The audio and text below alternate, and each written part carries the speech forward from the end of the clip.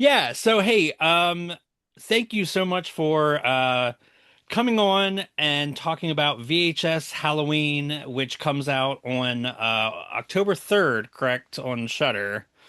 Yes. And it's awesome. Your segment, Fun Size, is really fantastic. Not surprising because I'm a huge fan of like everything that you do. Oh, Um, thank you. That means a lot to me. Thank you. yeah. Thank you, Michael. Yeah, absolutely. So now, where did the idea for this segment come from, and how did you get involved with this project? Okay, I'll answer the second part first is I was doing another movie and for a while Josh Goldblum was a producer on it and he's the producer of VHS. And he ended up having to leave that movie to do some other projects, but he remembered me for when a new VHS came along and thought, oh, maybe I should get Casper Kelly on that. And I'm very glad he did. It was a big thrill. And I love all the other directors in that segment. So it was awesome. Oops, hold on. I have Pixel. Yep, sorry. I had Pixel. I don't know if you heard that. So that's that part. And then my first idea, I knew it was This is a spoiler alert, so watch out, audience.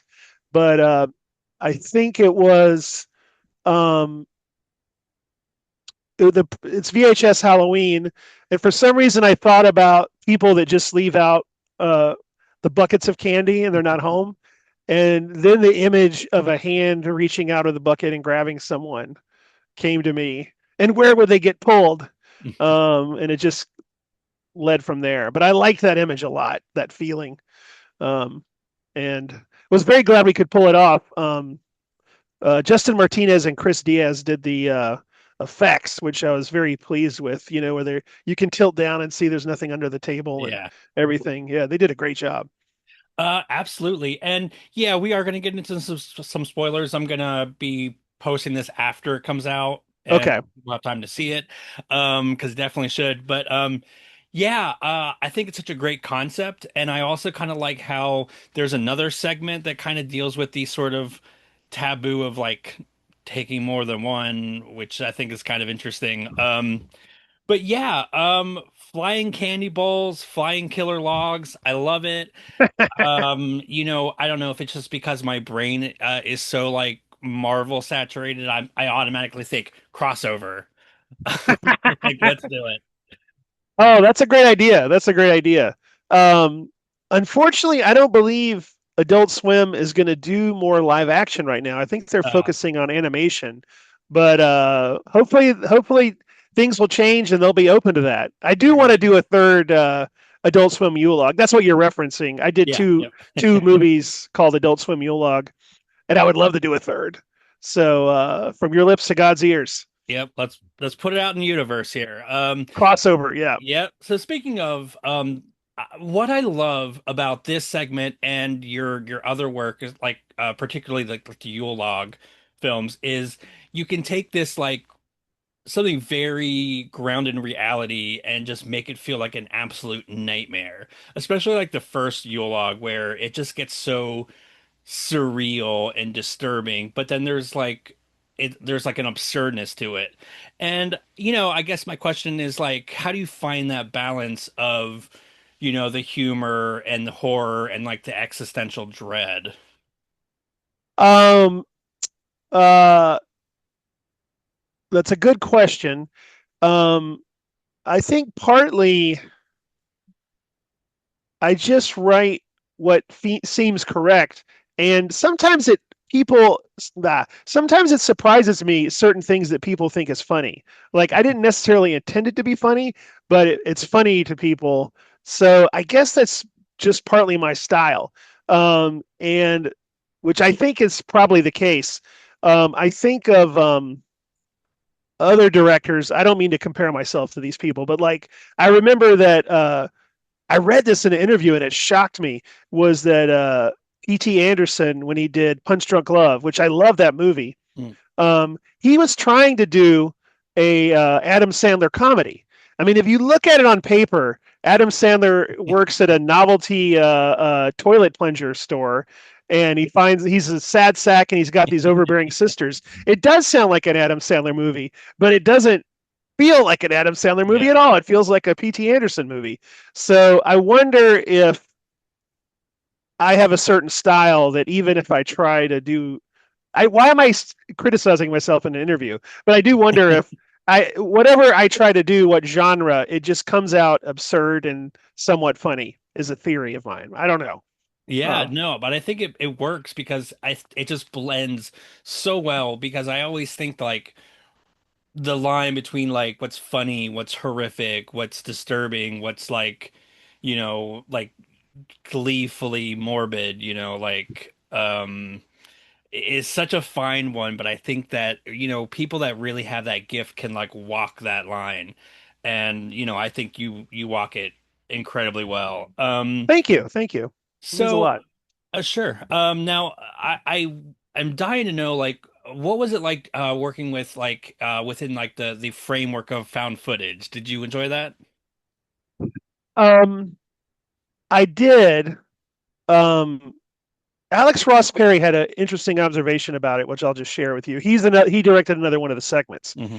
Is he said usually when you're directing, you have two things to figure out. You've got to figure out the blocking of where the characters are and where they're moving, and then you have to figure out where to put the camera to show that. And with found footage, that second step is eliminated. Once you figure out the blocking, that also tells you where the camera is going to be and where it's going to move. They go together. You know what I'm trying to say? Hmm. So that part is easier, but how to figure out how to see what you need to see plausibly can be a little trickier sometimes. Um, but that's why I had the conceit of that their Halloween costume is Yeah, their where characters the with the in a GoPros. found footage movie. Yes. Yeah. Which I was gonna mention because I absolutely love that. What's nice is there's not a lot of like other segments that have a little bit of meta-ness in it. So yours having that like was great. And again, like you were saying, it's also kind of a practical use for that.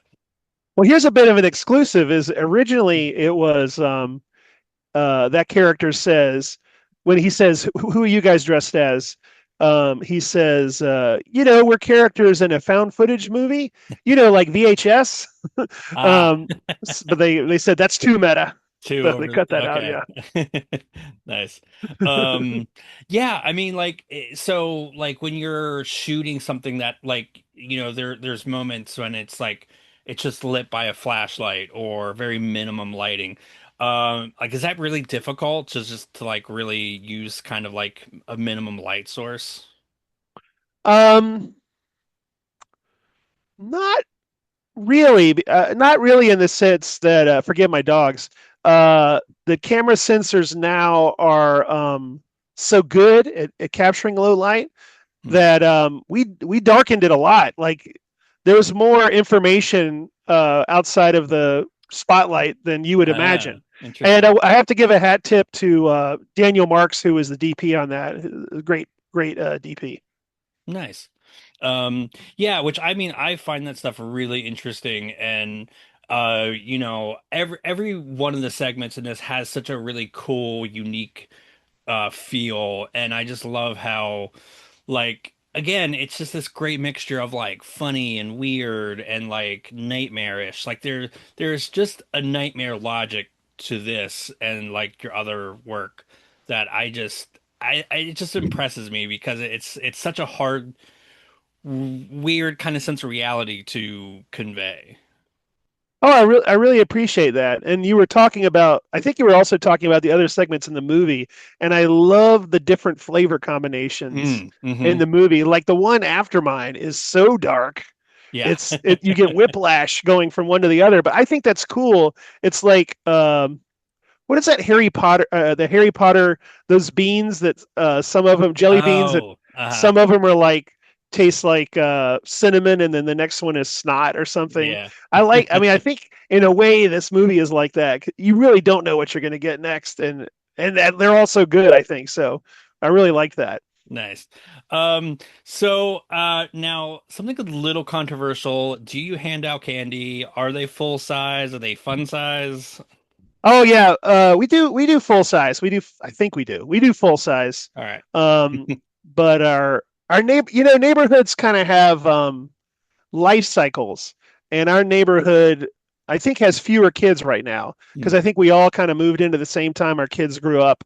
So we have fewer kids these days. So we have a Okay. lot of leftover candy. Um, Oh darn. yeah. Oh darn. Okay. So what is what would you say is like the peak Halloween candy, and what do you say is like the worst? I really do like candy corn. Good man. Good man. Uh, and I do like Reese's peanut butter cups. I like them all. I don't really like Milky Way or Three Musketeers. That's like a Yeah. Snickers that's missing stuff to me. Yeah. That's my opinion. Almond Joy is good, you know. Yeah. Uh, and I think they are at least I've noticed not Oreos have been experimenting a little. They're trying some weird stuff, you know. Mm.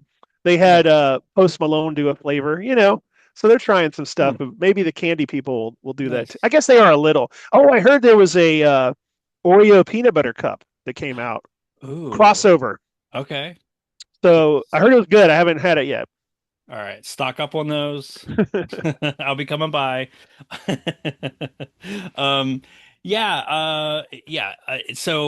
Um, I think that's it. I don't want to like take up too much of your time, but like, oh my gosh, the segment is so awesome, and I really appreciate you sharing some really cool insights on you making this. And again, it is streaming October 3rd on Shudder, but I'm probably going to be posting this after that. But please check it out; it's awesome.